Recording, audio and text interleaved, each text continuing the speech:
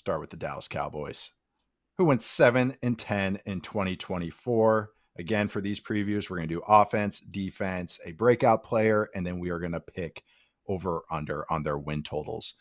Cowboys finished 7-10, fired their head coach, promoted their offensive coordinator. We got another Schottenheimer in the NFL. Been around for a while. They hired Clayton Adams from the Cardinals, who was an offensive line coach by trade and is now the OC, but probably basically the run game coordinator. On defense, they hired Mr. Eberflus, who you just mentioned, from the Bears, former head coach of the Bears. Just an interesting team, these Dallas Cowboys.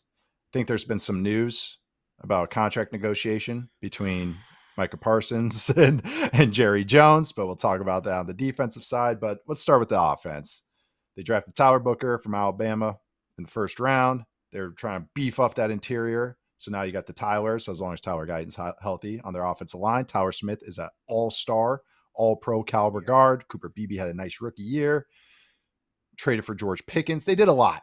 Just trying to catch up on all these news items for the Cowboys. But seriously, Charles, what are you focusing on with Dallas, and how do you think they can fare this year? I think it's two things: the offensive line, how that comes together. Because there's like Jerry likes to do, and it obviously helped them have like a bunch of great offenses in the 90s and the 2010s. Is just spend on the offensive line. You know, we're going to spend first round picks, we're going to spend contracts. So you have Tyler Guyton, Tyler Smith, Tyler Booker, the three Tylers, all first round picks. Cooper Beebe was another top 100 pick at center. So like these are guys that have pedigree. And, you know, in theory, should play well. And I think, like, if those guys can kind of hit the ground running, I think especially the interior trio, because I know Booker had some detractors in terms of maybe he's not the most like athletic guard, but I don't know. I just don't really feel all that worried about him because he's so damn strong. You know, it's not like he's going to be playing on an island. And I think in this run game, like he can be an absolute monster if he can stay healthy. And that interior trio, I think, is so key for them. Because if you can get those guys moving, I don't really think it matters who you have behind. Like if Tyler Booker can come out and play at an above average level, you got Tyler Smith playing at an all pro level. Cooper Beebe is, you know, a plus starter. That's a really good start. And then we'll see what you get from the tackles. And I think from there you move on to I think Dak's gonna be fine. Last year to me, it's kind of a blip on the radar. When you look on, like even before he got hurt, he wasn't playing well. But when you look at the whole mark of his career, that was by far the worst season he's ever had. He was an all-pro 2 years ago. He was coming off an all-pro year. he got MVP votes. Got MVP votes, you know. So it's been cool to see, you know, at least them build this offensive line and get Dak back. Now, what's fascinating here is the George Pickens and CeeDee Lamb conundrum. I don't even know if it's a conundrum because CeeDee's better than George. He's obviously a lot better than George, but it's going to be interesting to see how George handles not being the number one. So far, I haven't heard of any George blowups during camp. It felt like we heard a lot more when he was in Pittsburgh about things happening at practice and stuff like that. But it seems like he's dialed in. If that's so, then that's a really strong wide receiver too for CeeDee Lamb. Like the floor for this offense is really high, I think, and the ceiling high too if the offensive line can mesh and get going. I'm with you. Matt was the only one that had him in the top 10. I think he had him at 8. Yeah. But it wasn't like where I think this offense, I think this is a top 16 offense, you know, top half offense. I'm going to say pretty easily. Everything's hard in the NFL, but like high floor is a good way to put them. Like I know what Dak is. Dak is so consistent. It's just the surroundings changes how the talking points are. It went from, every week it's should he get traded? What's his legacy? He gets an all-pro team. He wins a playoff game the year before that. And then now we're right back to where we started. It's like everybody just refreshed, but it's like, even any way you shake Dak, like I have him higher than most people. I consider him a top 10 guy, but really top 14, no one's going to squint at that. Like, so at the very least, that guy was hurt last year. He got an offensive line. I like the Pickens fit as far as stylistically. You mentioned personalities, which we'll see. But I do think there's a hierarchy there that helps. But I've said this multiple times. I finally got some stats on it, but Pickens is that true X. Dak loves having a true X, and because he likes a traditional route tree from his X's, which is very vertical, very isolated. And that's hard. There's not a lot of guys that can win that way. Usually just the dudes. And Pickens is kind of weird where he's a 2 in my brain, but he does the isolated receiver stuff really well. it's hard to rank him that way because then there's other things he doesn't do as well. So it's Gallup is probably a little bit better than Gallup, but Gallup was in this role in this offense. CeeDee can now be the slot, can be the flanker. Z can move around. And then you got Jake Ferguson as the number 3 pass catcher. It's like, okay, that all works really well in my brain. That's a good 3-headed monster in some ways. Ferguson's not really a monster, but he's solid. But Pickens, Dak loves throwing these stop routes on the outside, which are really hard. You need a dude at receiver and you need an accurate quarterback. Jane Daniels and Terry McLaurin were successful on these last year. The Eagles have been, actually it's all NFC East teams. The Eagles have been able to make a living on these as well because A.J. Brown can just throw his guy 10 yards past because they're threatened by him vertically as well.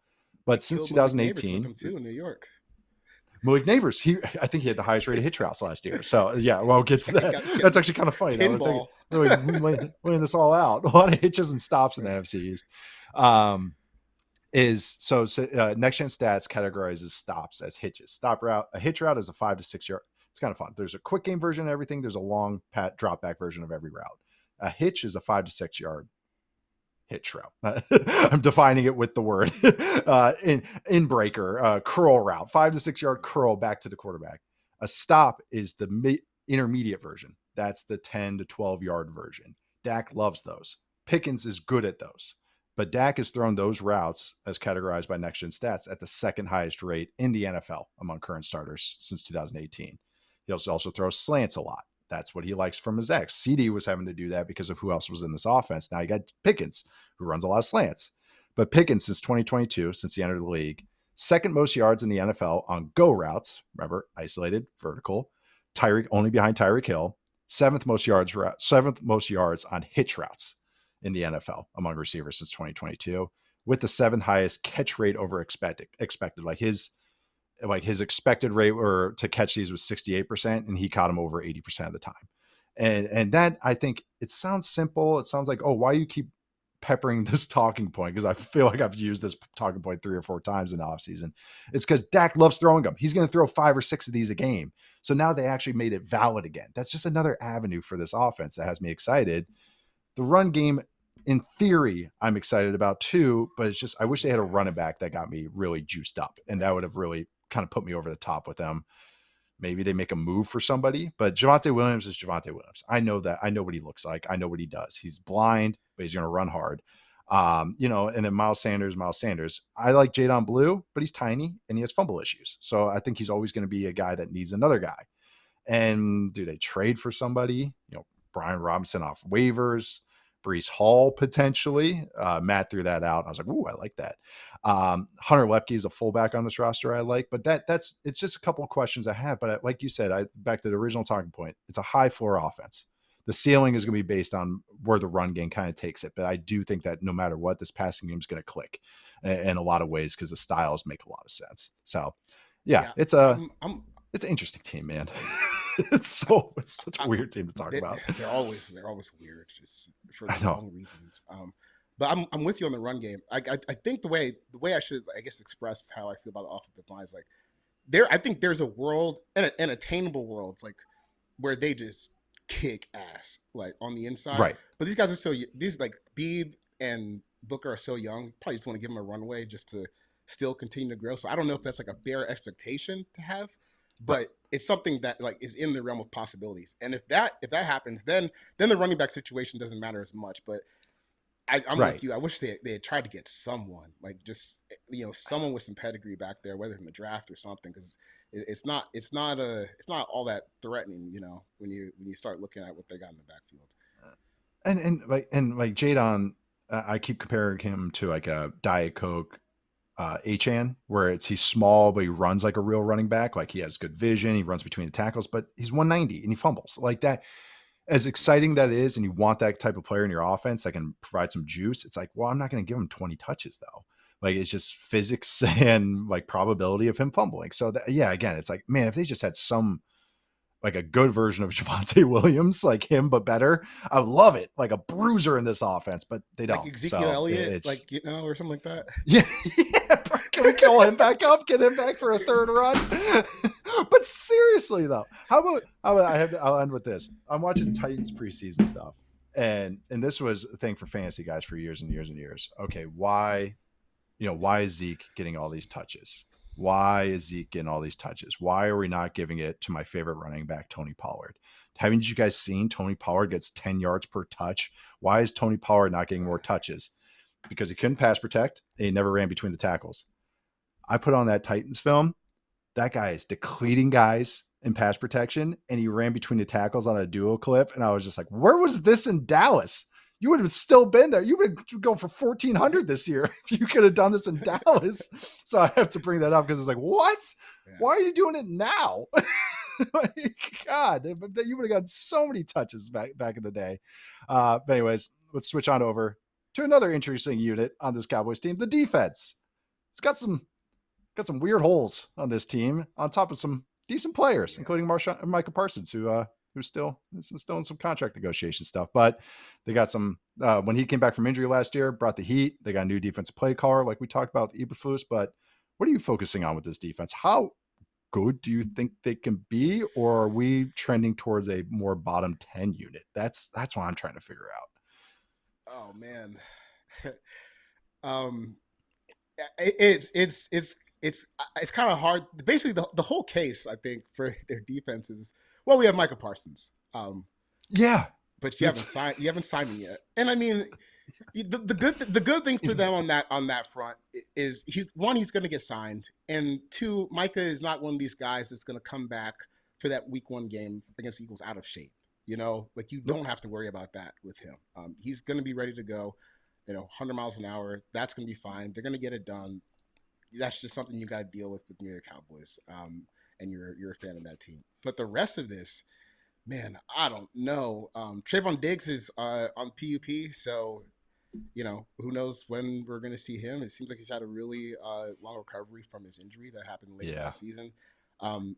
Deron Bland is like, as your CB1, that's not a great spot to be. Like, he's like the ideal CB2, I think, that's going to jump passes and take chances. But when it's your 1, you probably feel the impact of that a little bit more. The linebacker room, DeMarvion Overshown is hurt right now, so you got Kenneth Murray starting. I mean, this is not really a great defense. Like, I guess if you're trying to make like a best case scenario for this is Micah Parsons gets back, he's ready to go. He looks like he did the back half of last season, where he had 11 sacks in the last 9 games after coming back from a high ankle sprain. It's just ridiculous. With no help. I can't. With no help around him. No help. Yeah, like just by adding him for the last 9 weeks of the season last year, they went to a 10% sack rate on defense. Like, it was. We can't keep bringing. We've run this up since it happened, because I remember you brought it up about Joe Burrow versus Micah Parsons being like really fun to watch, but like it can't. The Dallas was a dead team last year, and Micah came back and was like, "I'm going to win every single game by myself." And you don't really see a defensive player do losses. That. His competitiveness is like, that's like you said. So, he's going to be back in shape. No worries. You don't have to worry about that. And then you got Osa Odighizuwa, who I think is a really good pass rusher. I don't always love the stuff against the run, but like, hopefully the offense can score enough points where those guys can just pin their ears back, because I don't really know if they're going to be able to stop the run this year. That's one thing that I look at this team and like, I don't know how you plan on doing that. Like, you'll get the TFLs because Micah Parsons can do that. Osa can do that. Kenneth Murray can do that in spurts when he shoots in the backfield because he's fast. But on a down basis, I think it's going to be tough for these players to be gap sound. Yep.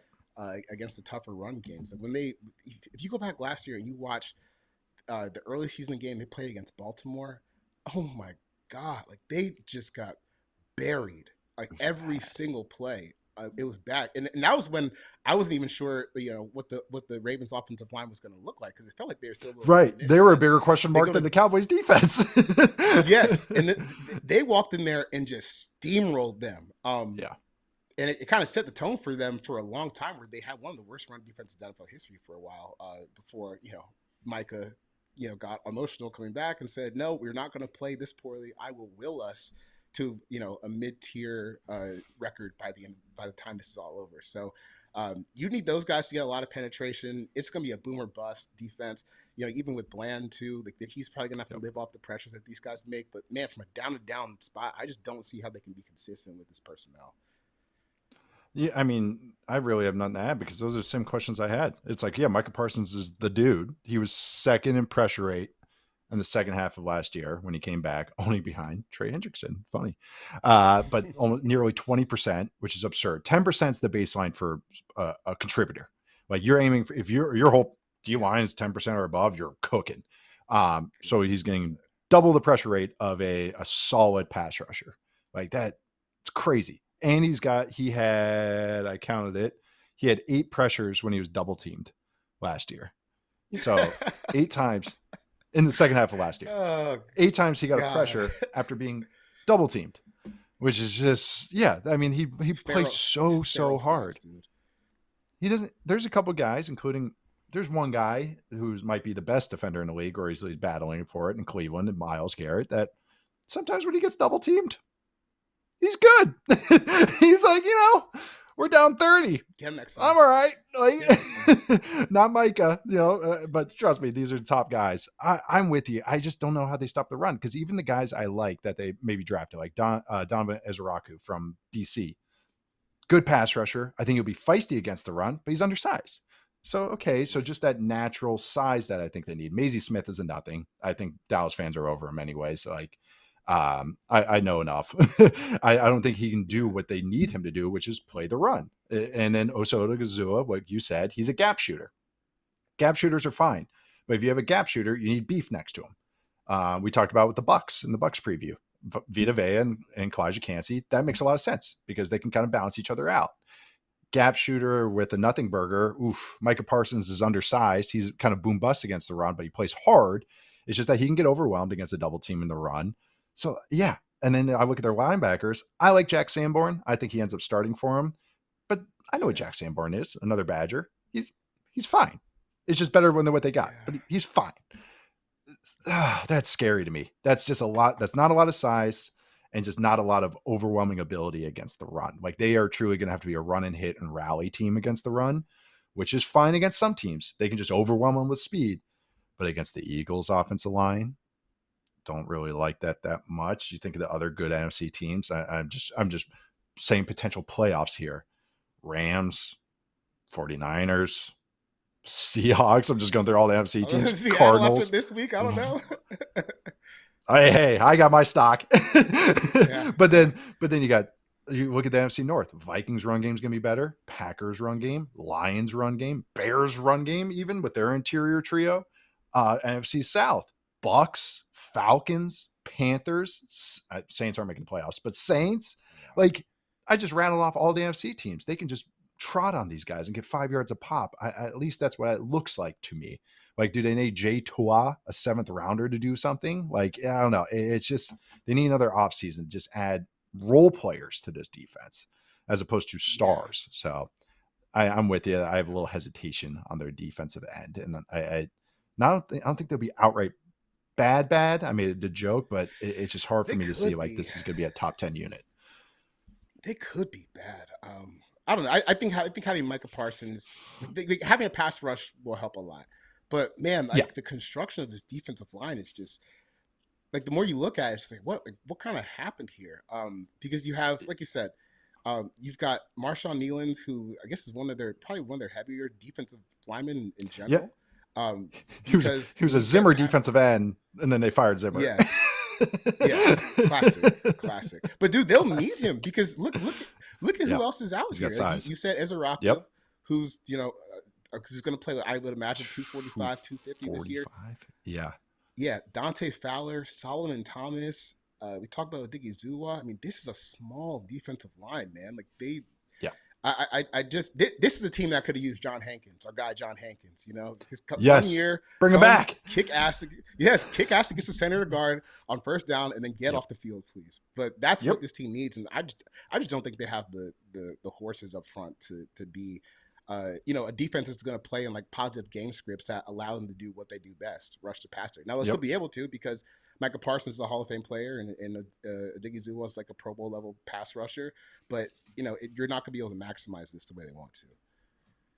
Yeah, I know. It's should be they're gonna beat some better teams, but it's just like they're gonna be frustrating against some other teams.